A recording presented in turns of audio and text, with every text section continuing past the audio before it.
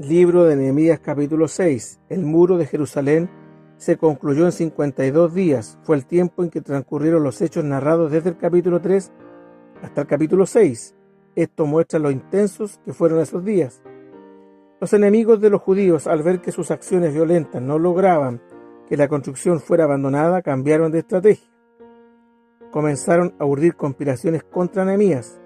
El ingenio puesto en esta acción da cuenta del interés de Satanás de detener los trabajos y desvirtuar el prestigio de Nehemías ante el pueblo. Después de 4 intentos fallidos, Sanbalat envía una carta abierta. En la cultura de esos días, el envío de una carta abierta para tratar temas importantes era una muestra de descortesía absoluta hacia el receptor de la carta. No tuvieron escrúpulos para mentir en su intento de afectar la honra de Nehemías ante el pueblo. Contrataron a un falso profeta para inducir a Nehemías a hacer una acción que estaba destinada a socavar su honra frente al pueblo. Algunos motivos de reflexión que podemos considerar en este capítulo. Versículo 2. Para vencer la astucia de los enemigos del pueblo de Dios, es necesario vivir en dependencia total de Dios. El Espíritu Santo habla al corazón de su pueblo para librarlo de las acechanzas de Satanás y sus huestes. No estamos exentos de vernos envueltos en los ardides del diablo para desviar nuestra atención de la obra de Dios. Efesios capítulo 6, versículo 12. Debemos buscar la sensibilidad necesaria en oración para detectar las artimañas diabólicas y no permitir que lleguen y nos hagan cesar el trabajo al que nuestro Padre Celestial nos ha llamado. Versículo 3. En nuestra escala de prioridades, la obra de Dios debe ocupar el primer lugar.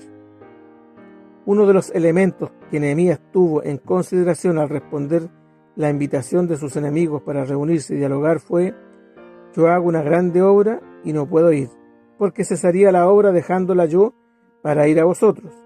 Qué importante es tener las convicciones claras.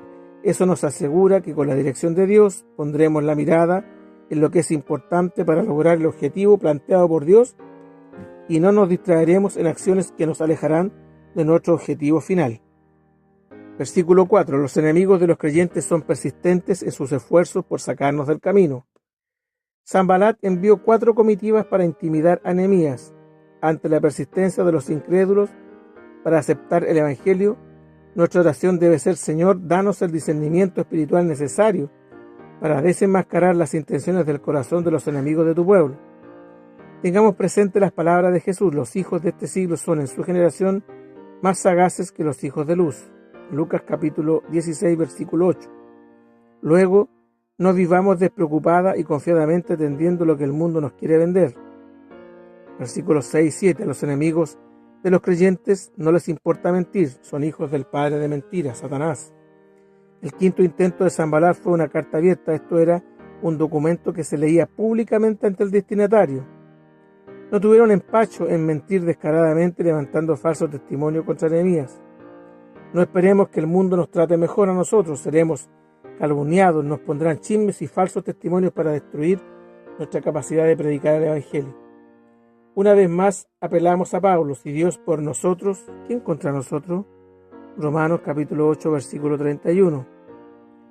Versículo 9. Fuerza pues mis manos, oh Dios. Nehemías era muy fuerte, pero como todos nosotros tenía un límite. Los embates de los enemigos eran diarios y eso tuvo complicado a Nehemías. Entonces su ruego fue el mismo que deberíamos expresar nosotros ante las dificultades que enfrentamos en el día a día. Esfuerza pues mis manos, oh Dios. No olvidemos: los que esperan a Jehová tendrán nuevas fuerzas, levantarán las alas como águilas, correrán y no se cansarán, caminarán y no se fatigarán. Isaías 40, 31. Versículos 10 y 13. La astucia de los enemigos de Dios no tiene límites. Intentarán lo que sea con tal de arrastrar a los hijos de Dios a donde no deben estar. A diferencia de Esdras, Nehemías no era sacerdote. Eso ponía restricciones a su conducta. Sanbalat y Tobías contrataron a Semaías, un profeta falso, para que indujera a Nehemías el temor de que habría un complot contra él esa noche.